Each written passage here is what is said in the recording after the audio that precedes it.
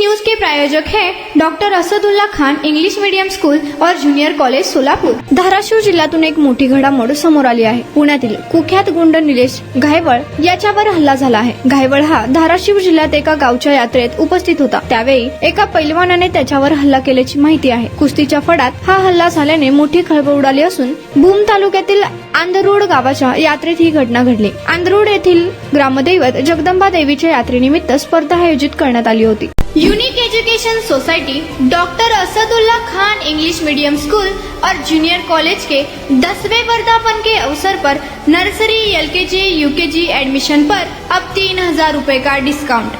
इतना ही नहीं बल्कि ग्रेड 1 और ग्रेड 2 के एडमिशन पर 5000 रुपए की छूट।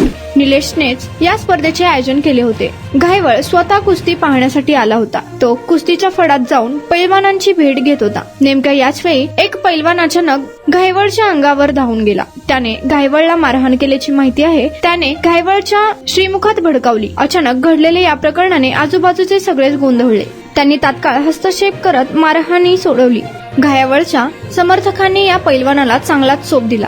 घायवळला मारहाण करून हा पैलवान आता फरार झाला असून पोलीस या पैलवानाचा कसून शोध घेत आहेत। या पैलवानाने अचानक का हल्ला केला यामागे नेमकं कारण काय याची माहिती अद्याप समोर आलेली नाही। या हल्ल्याचा एक व्हिडिओ सोशल मीडियावर वेगाने व्हायरल होत आहे।